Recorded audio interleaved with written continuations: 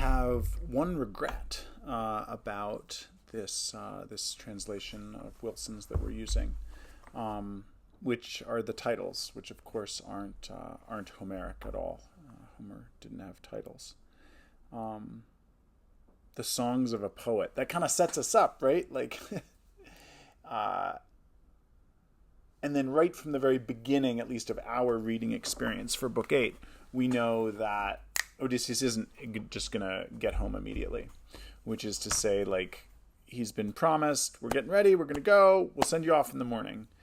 And then turn the page from Book 7 to Book 8, the songs of a poet, not the departure of a hero. Now, I guess, to be fair, right, I mean, when we turned to, we knew we knew we had a ways to go, so I guess he wasn't going to just set off, unless he was going to have more adventures along the way. But Book 8, I think, is an important transitional book for us because it's not a pause in our narrative, but it's going to be a pause in our progression through time. And so what I think, an interesting exercise would be to go back and to see how does time progress through books 1, 2, 3, and 4. How many days is that actually through books 1, 2, 3, and 4?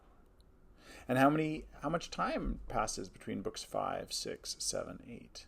Because by the time we get to Book 8, we're going to live in this day for more time, more narrative time, than we've lived in any other day before. So I'd like you to pay attention to the sequence of time and how time is being used both by the storytellers and by Homer himself. I also think that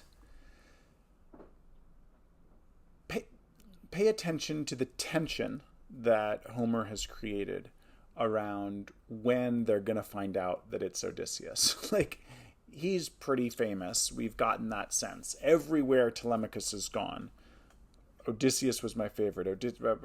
Right? Like, and that's even before they know that Telemachus is his son. So Odysseus is he is our hero. So these guys, we got to think they're going to have heard of him. But when are they going to realize it's him? So there's that kind of fun tension that's built. But also, when's Odysseus going to Odysseus? I mean, when is he going to do something cool and heroic? Because we know he's a cool hero, but I mean, I don't want to downplay this, but he's sort of crying on the beach. He gets on a boat, he gets in a storm, he survives the storm, but not in a particularly heroic way. His clothes are ripped off of him. He's naked. He falls asleep, curled up in the fetal position, buries himself. He gets washed by some local ladies, and then he makes his way to town. So even though we've been with Odysseus for books 5, 6, and 7, he hasn't actually done any Odysseus-type stuff. So I think let's keep that in mind. Is he going to do some Odysseus-type stuff? Is he going to start living up to the reputation that would follow him if you knew his name? And then, I think in the final sense then, I think it's worth thinking not just about Odysseus, but also about this society and also our own lives. What do we do and what do they do to build a reputation? Upon what is your reputation based? And how do we seek to prove ourselves? I think there's going to be a lot of proving or a lot of testing that takes place in Book 8. And we can see some of the constructs that their society, and I think we'll see parallels in our own society, build to test ourselves. And the purpose, I think, of the testing is in some way to build this reputation.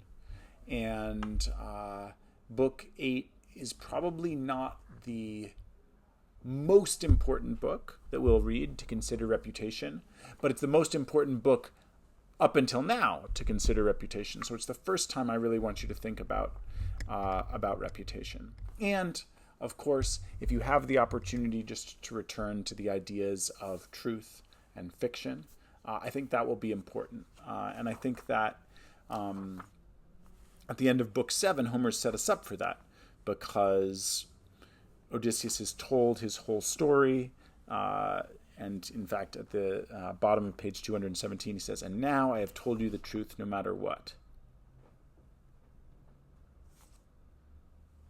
And then the king brings back up Nausicaa, and then Odysseus lies. He says, "She told me to come, but I was too embarrassed and nervous."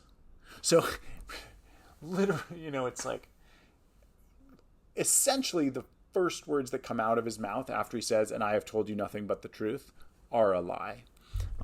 So that's, I think that's a reminder as we enter Book 8 of actually the close proximity that truth and lies can live in and will live in.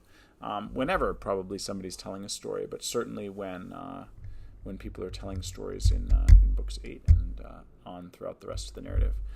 So that's the frame I would like to suggest that you use for this very important transitional book, Book 8. I hope you enjoy it.